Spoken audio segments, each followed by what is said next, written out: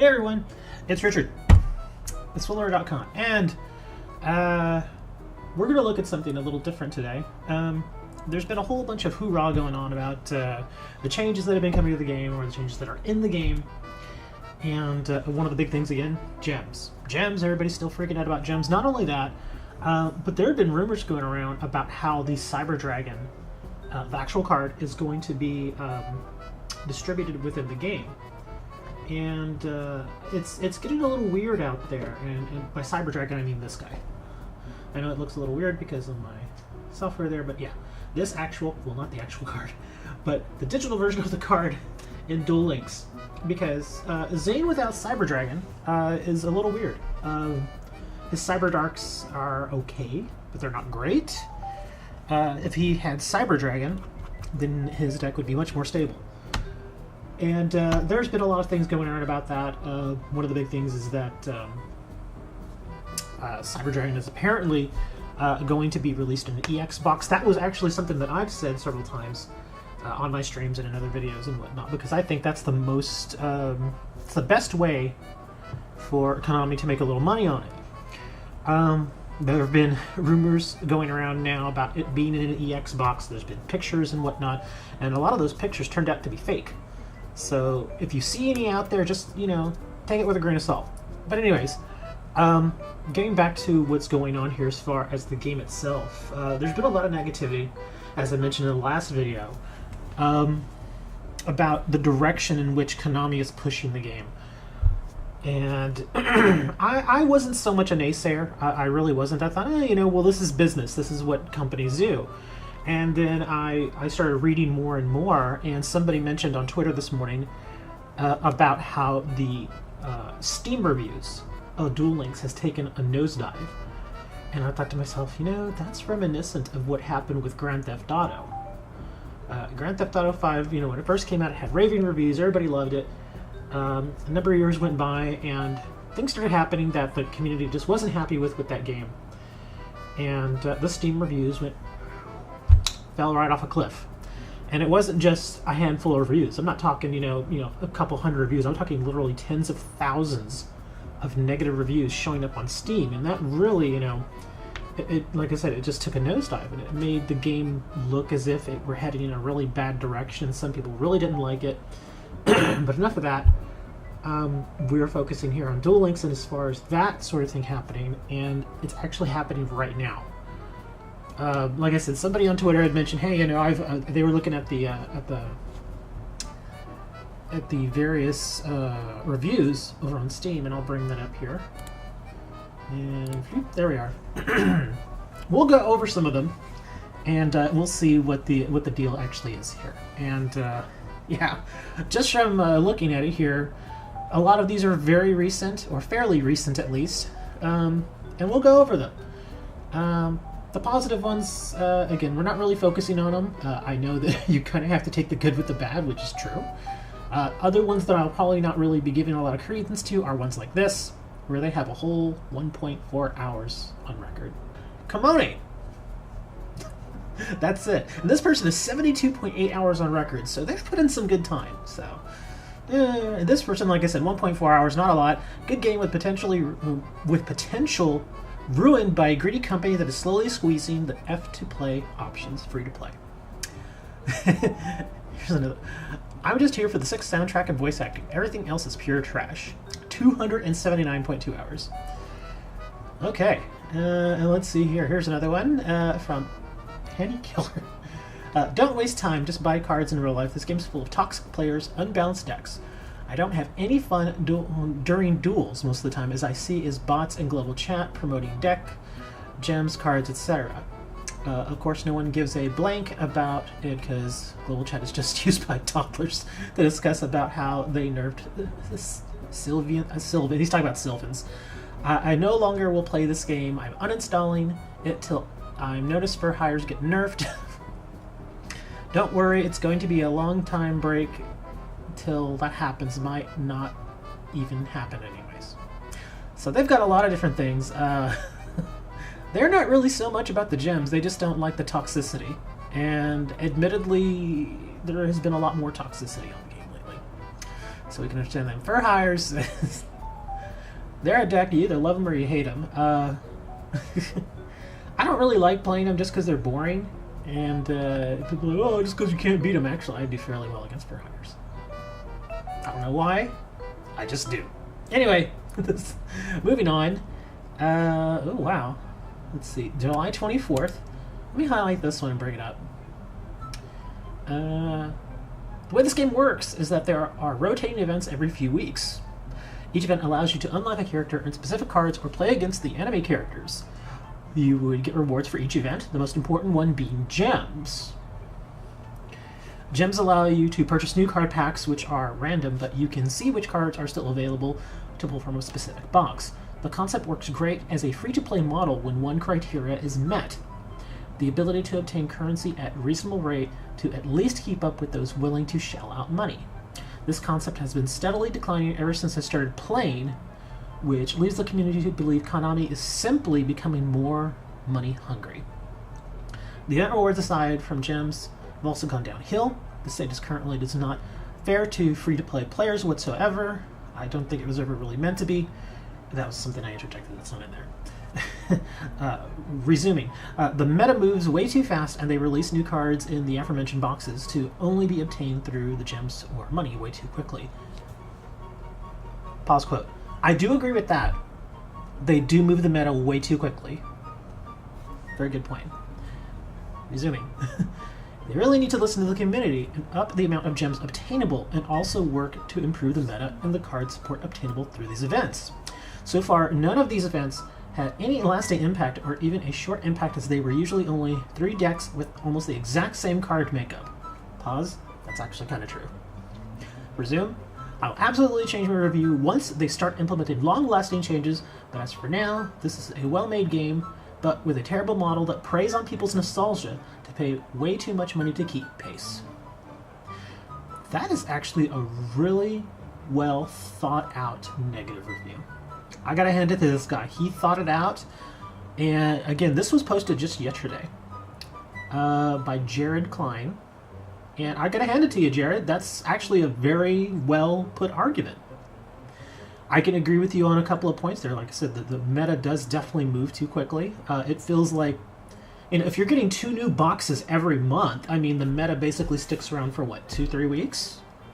So it can feel like a rat race at times. So I agree with him there. They are kind of going on people's nostalgia. I can admit to that, because when I saw Duel Links, I was like, oh, the good old days. But of course, Duel Links is a completely different game, but still, just seeing the cards, it makes you think about the good old days in the TCG. So he's got a great point. This is actually a really great negative review. And was this review helpful? Oh, I must be logged in. But if I were logged in, I would give him a plus up. That's a good review, though. Okay, let's see. And he has 402.8 hours on record, so he's worth a little something. Let's see. Let's take a look at this one from Del I 2055. 0.4 hours in the last 2 weeks, so he hasn't played a lot much, but he does have 144 hours. This game is heading into a really bad direction in recent months. They've been steadily reducing the amount of gems, again, gem, in-game currency player can acquire while playing the game. Events have also been very boring for most of 2018. Pause. I can kind of agree with that. The Gladiator Battle Island was not very fun. And neither is Zane. Zane's not. I don't know. Anyways, resume. Konami seems to be gearing up to milk the player base, kill the game, and move on to the next cash cow. I would say that's not necessarily what's going to happen, but I have seen companies do this, admittedly. I mean, again, it's in one of my previous videos, just based on what I was saying about Konami, one could have said that I was a Konami, not a shill, but maybe a sympathizer. But I have to agree with him on this, because there have been companies out there that do that stuff, where they go and they shower players with a ton of free stuff, easy to get stuff, for a while, for a few months or however long it may be, and then they very quietly start removing those free options until they eventually start bringing out product that's only available if you pay. So it is kind of, you know, a bait and switch in a way. And so I can see what he's getting at here. Another good point there. Let's see. Not bad. That's a great review. 1,022 hours on record. My review, not bad. Okay. 46.6 hours when a fake corporation is better than the real one that runs and manages Steam. Okay, that doesn't mean much. Let's see. Here we go. This is one that is going to appeal to a lot of people. Yeah. Releasing Zane with no cyber dragons. What a joke. This is just a cash grab game as they are constantly nerfing any way to get gems. Go play Shadowverse or a better card game. It's gonna keep coming back to the gems, Konami. You know that. We all know it's gonna keep coming back to that. The cyber dragons, like I said, from a business standpoint, it makes sense to put it behind a paywall, but again, you're gonna piss people off doing that. Let's see. 902.4 hours. Straight up pay to win. No, that didn't really help much. Let's see. You want a game where there's lots of hackers. Do you want a game where the developer says they're working on the issues within the game and don't? Then this is the game for you. It will truly test you unless you can hack it yourself. You won't have to worry about being caught because no one does blank to fix this game. I've seen the hackers in chat, but those are scams. I've never tried to hack the game myself. I don't plan on doing that. I don't know. I've never really run into anybody that says that they've successfully done any sort of hack, so I can't say for that. I can't speak to that. Let's see. Another one posted just yesterday. 694 hours on record. Yu-Gi-Oh! Duel Links has gone downhill from where it started. Konami has made changes to the current in-game currency rewards that has shown they only care about making people spend the money. Konami is trying to eliminate the free-to-play player base. It's kind of true. I said it in one of my other videos. Maybe Konami is purposely making it harder to get into the game or to stay in the game, I should say, for older free-to-play players. Maybe they want them gone. It sounds underhanded, it sounds shady, but from a business standpoint, it makes sense. It does. Again, it sounds terrible. Moving on. Let's see. 1,661 hours on record. I played this game for about a year and some months. Recently, there's been a disconnect between the player base and the company. The events have been copy-paste. The events, meaning, okay, gotcha. A lot of the items are now pay-to-play. Each main box costs approximately around $300 for digital cards. I never really did the math on that. $300? Wow. They tried to avert the need to pay for expensive main boxes by implementing mini boxes, but for the last few months, it's made the game stale. The community has repeatedly tried contacting Konami using surveys provided by the community, yet these have clearly not been seen. I'd give the game 3 stars out of 5. It appeals somewhat to people who want to play with nostalgia. Again, there's that word. Nostalgia. And again, this is a very fair point. I never did the math, though. I can't, vouch for this $300 number, but it wouldn't surprise me if a full box, the 200-pack boxes, the large ones, $300 to get all the cards? Maybe? It sounds reasonable, actually. I'm not saying reasonable in the sense that, yes, you should pay $300. I'm saying that the approximate cost, $300, sounds reasonable to me. But I would implore most people don't spend $300 on digital cards. Not in a month. That's a lot of money. Urgh. We'll go over a couple more, and yeah. Wow. Played for a while, now liked the game very much, but yes, the nerf is getting the better of me. If spend a lot of money into the game because I liked it. Now I don't spend anything anymore because it's too greedy nowadays. Free to play from now on until they fix the greedy BS. 876 hours on record. Again, posted yesterday. Another one posted yesterday. The game has got many issues. In-game currency. We're going back to the gems. Again, yesterday, gems, nerf, sucks, Moni, blank company. Hello, duelists, future duelists, and Konami. Okay, this one is a bit long. 259.5. We'll give this guy a chance and let's see if we can finish this video off with something spectacular. Hello duelists, future duelists, and Konami. This is my review of this game, and I'm sure that many in the community feel the same way. When I first came across this game, I was excited. As a fan of the anime and the real TCG, and having no one to play with in real life with the actual TCG, playing this game got me back into Yu-Gi-Oh! After years of being absent from it. I thought this game was amazing, still is, but keep reading. We will. But as I started playing, I began to notice something odd. I noticed that Konami decided to put cards behind a paywall. Silent Magician, everybody's aware of that one. Well, everybody that plays it is aware of the Silent Magician EX deck. And then shortly after they started to nerf the gems we got during events like Gladiator Arena event. I kept thinking to myself, what is going on? Then I realized that they were doing this to make the game less free to play and more pay to win. This was really disheartening and almost completely made me lose motivation to play the game. Then they finally introduced Underworld Zane as an unlockable character after putting him out there as a roaming event like 4 or 5 times. But they didn't even give him his ace monster, Cyber Dragon. Again, very good point. Some in the community believe this is because they are going to put it in a few other cards behind a paywall like they did with the Silent Magician. I'm 99% certain they are, dude. Konami, I really hope that this isn't the case. It's going to be the case, too. I really hope you aren't going to do this. This is the one monster card that players of Duel Links have been requesting for a while. Do not put it behind a paywall. As for if I would recommend this game to others, as of right now, I wouldn't.